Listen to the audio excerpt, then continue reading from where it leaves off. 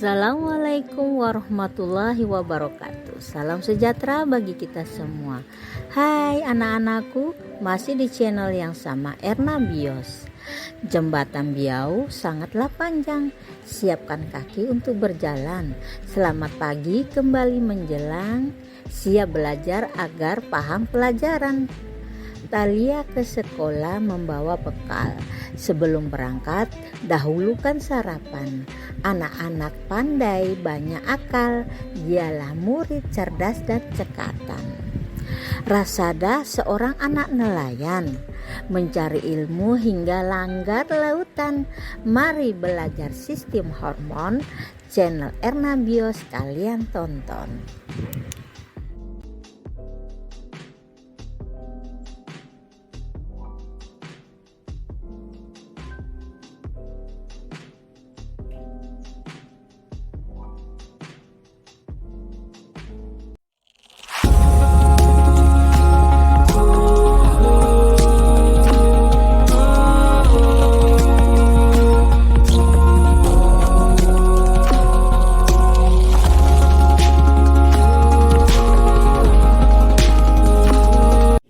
Dari hormon adalah zat kimia dalam bentuk senyawa organik yang dihasilkan oleh kelenjar endokrin. Hormon mengatur aktivitas seperti metabolisme, reproduksi, pertumbuhan dan perkembangan. Pengaruh hormon dapat terjadi dalam beberapa detik, hari, minggu, bulan, dan bahkan beberapa tahun. Hormon mempunyai ciri-ciri sebagai berikut. 1. Diproduksi dan disekresi ke dalam darah oleh sel kelenjar endokrin dalam jumlah sangat kecil. 2. Diangkut oleh darah menuju ke sel atau jaringan target. 3. Mengadakan interaksi dengan reseptor khusus yang terdapat di dalam sel target. 4. Mempunyai pengaruh mengaktifkan enzim khusus. 5. Mempunyai pengaruh tidak hanya terhadap satu sel target, tetapi dapat juga mempengaruhi beberapa sel target yang berlainan. Hubungan saraf dengan hormon. Hormon bekerja atas perintah dari sistem saraf. Sistem saraf yang mengatur kerjasama antara saraf dan hormon terdapat pada daerah hipotalamus. Daerah hipotalamus sering disebut daerah kendali saraf endokrin. Kemudian, hormon berfungsi dalam mengatur homeostatis, metabolisme, reproduksi, dan tingkah laku. Homeostatis adalah pengaturan secara otomatis dalam tubuh agar kelangsungan hidup dapat dipertahankan. Contohnya pengendalian tekanan darah, kadar gula dalam darah, dan kerja jantung. Kelenjar endokrin terdiri dari hipofisis. Kelenjar ini terletak pada lekukan tulang sela tursika di bagian tulang baji dan menghasilkan bermacam-macam hormon yang mengatur kegiatan kelenjar lainnya. Hormon dan prinsip kerjanya.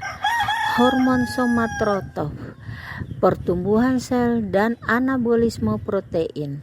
Hormon tiroid, TSH, mengontrol sekresi hormon oleh kelenjar tiroid.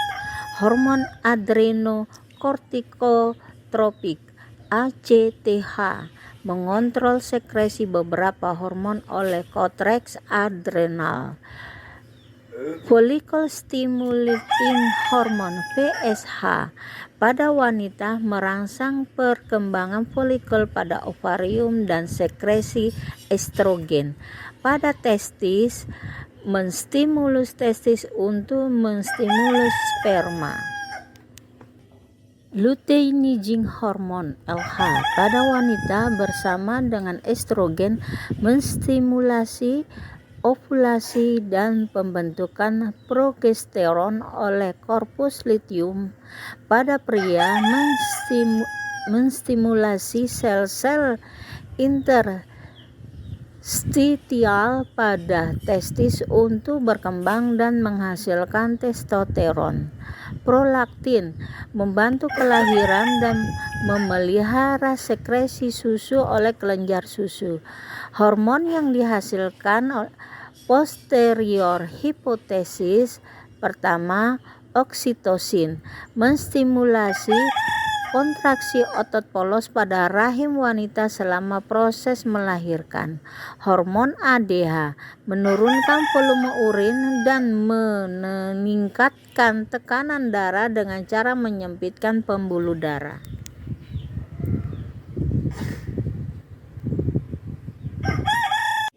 C. Hormon yang dihasilkan oleh intermedia hipofisis. Melanocyte stimulus hormon (MSH) mempengaruhi warna kulit individu. Kelenjar tiroid, kelenjar yang terdapat di leher bagian depan di sebelah bawah jakun dan terdiri dari 2 buah lobus. Kelenjar tiroid menghasilkan 2 macam hormon, yaitu tiroksin T4 dan triiodothyronin T3. Tiroksin mengatur metabolisme, pertumbuhan, perkembangan, dan kegiatan sistem saraf. Triiodothyronin mengatur metabolisme, pertumbuhan, perkembangan, dan kegiatan sistem saraf. Kalsitonin menurunkan kadar kalsium dalam darah dengan cara mempercepat absorpsi kalsium oleh tulang.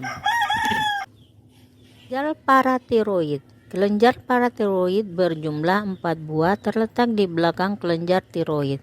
Kelenjar ini menghasilkan parohormon PTH yang berfungsi untuk mengatur konsentrasi ion kalsium dalam cairan ekstraseluler dengan cara mengatur absorpsi kalsium dari usus, ekskresi kalsium oleh ginjal, dan pelepasan kalsium dari tulang. Kalsitonin mempunyai fungsi yang berlawanan dengan PTH, sehingga fungsinya menurunkan kalsium darah. Fungsi umum kelenjar paratiroid adalah 1. Mengatur metabolisme fosfor, 2. Mengatur kadar kalsium darah, 3. Kelenjar adrenal. Kelenjar adrenal anak ginjal berbentuk seperti bola atau topi, terletak di atas ginjal. Pada setiap ginjal terdapat 1 kelenjar suprarenalis yang terbagi menjadi 2 bagian, yaitu bagian luar korteks dan bagian tengah medula.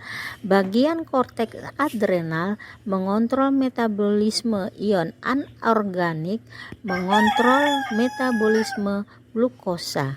Bagian medula adrenal, adrenalin, epinefrin, dan noradrenalin.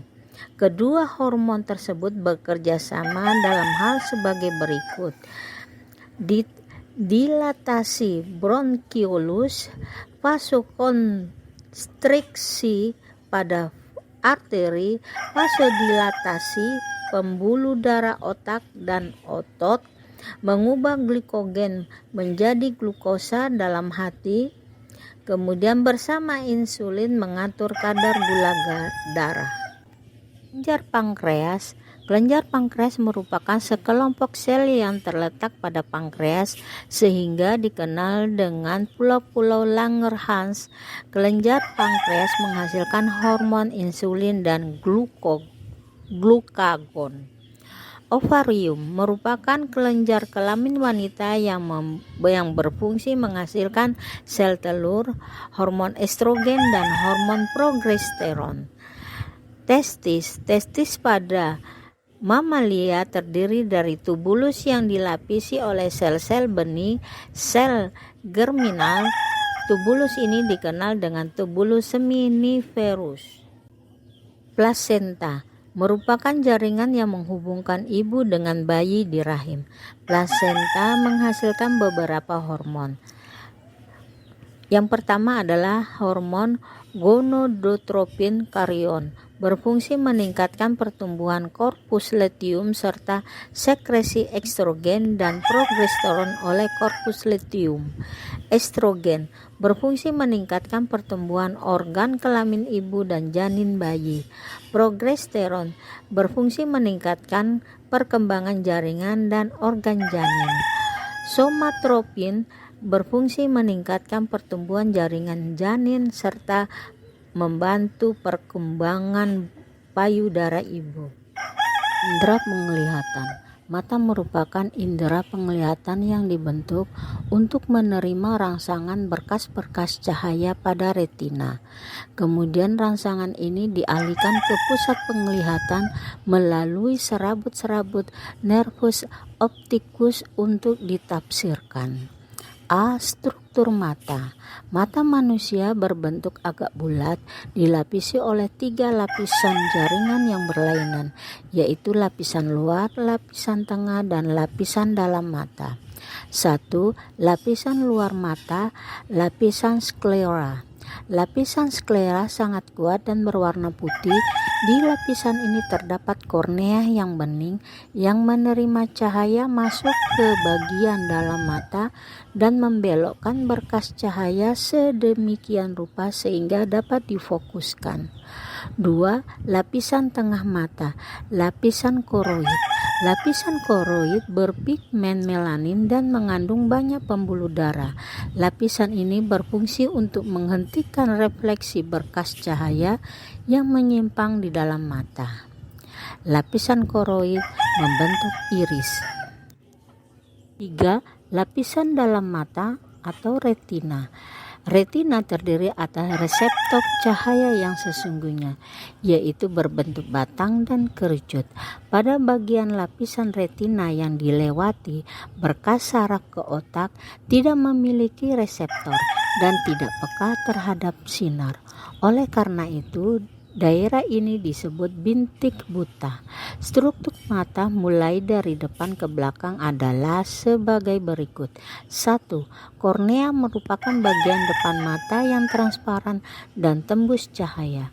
Kornea berfungsi membantu memfokuskan bayangan pada retina. 2. Iris adalah tirai berwarna di depan lensa yang bersambung dengan selaput koroid.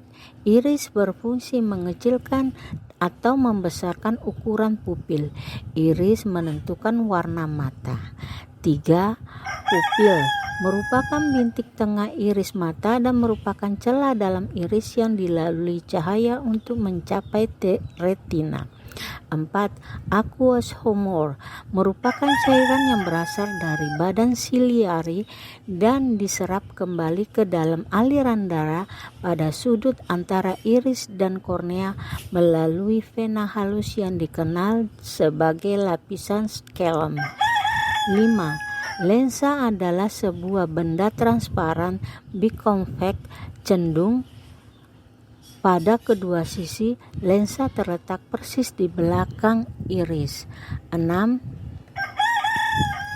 Vitreous humor merupakan cairan berwarna putih seperti agar-agar. Cairan ini berfungsi untuk memberikan bentuk dan kekokohan pada mata.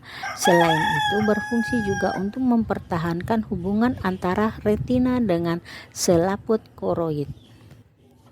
B. Reseptor mata. Reseptor penglihatan mata ialah sel batang dan sel kerucut, yaitu sel-sel yang tersusun rapat di bawah permukaan retina. 1. Sel batang. Sel batang berfungsi untuk penglihatan dalam cahaya suram, tetapi tidak mampu membedakan warna. 2. Sel kerucut. Sel kerucut sangat peka terhadap intensitas cahaya tinggi sehingga berperan untuk penglihatan pada siang hari dan dapat membedakan warna biru. C. Otot pada mata. Mata memiliki 6 otot penggerak mata. 4 diantaranya lurus, sementara yang 2 lagi agak serong. 2. Indera pendengaran telinga. Telinga merupakan organ pendengaran. Telinga terdiri atas 3 bagian, yaitu telinga luar, telinga tengah, dan rongga telinga dalam. A. Telinga luar. Telinga luar terdiri atas daun telinga yang merupakan tulang rawan elastis. Daun telinga berfungsi untuk menerima dan mengumpulkan suara yang masuk. Terdapat rambut-rambut halus yang berfungsi untuk menghalangi benda asing yang masuk. Selain itu, terdapat kelenjar lilin yang menjaga agar permukaan saluran luar dan gendang telinga tidak kering. Telinga tengah. Telinga tengah disebut juga rongga timpani, merupakan bilik kecil yang mengandung udara. Rongga ini terletak di sebelah dalam membran timpani atau gendang telinga. Di sebelah depan telinga tengah terdapat saluran eustachius yang menghubungkan rongga dengan faring.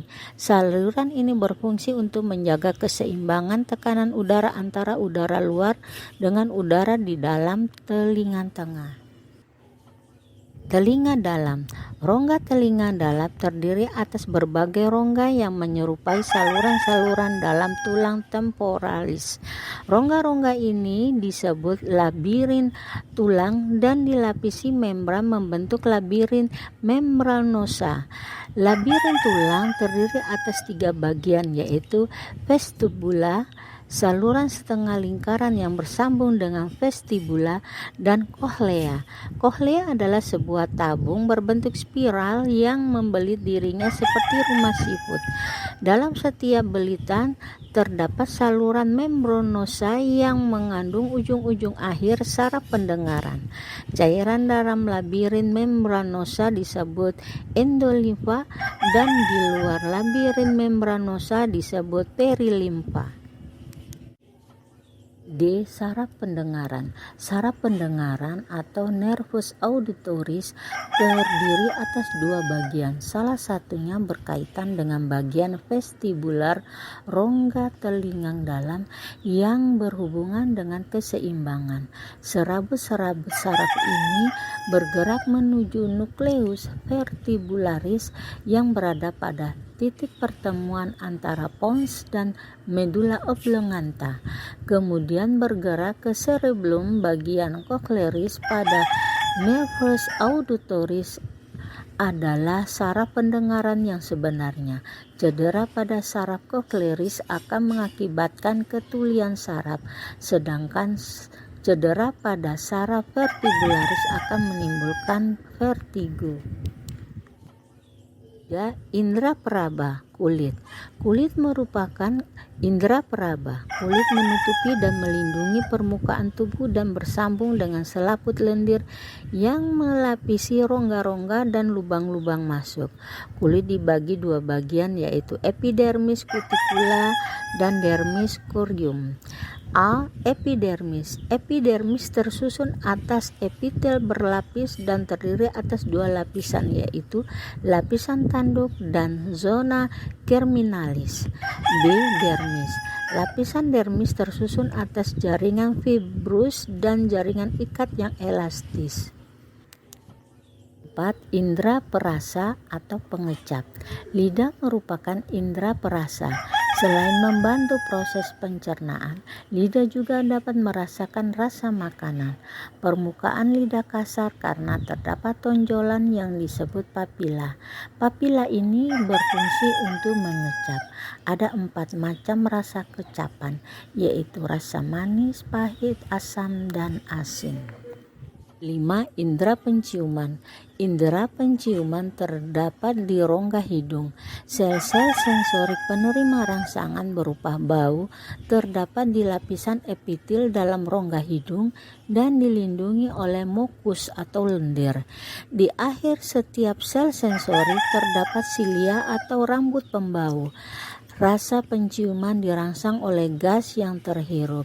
Rasa penciuman ini sangat peka, tetapi kepekaan ini mudah hilang bila dihadapkan pada suatu bau yang sama untuk waktu yang lama. Rasa penciuman akan melemah bila kita sedang flu, karena terdapat penumpukan cairan yang menghalangi silia untuk membaui sesuatu. C. Kelainan pada sistem saraf dan sistem indera. Terdapat beberapa kelainan yang dapat terjadi pada sistem koordinasi dan panca indera, antara lain sebagai berikut. 1.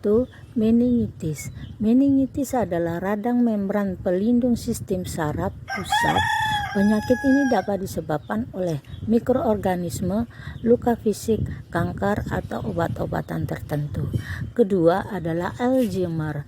Alzheimer adalah jenis kepikunan yang mengerikan karena dapat melumpuhkan pikiran dan kecerdasan seseorang.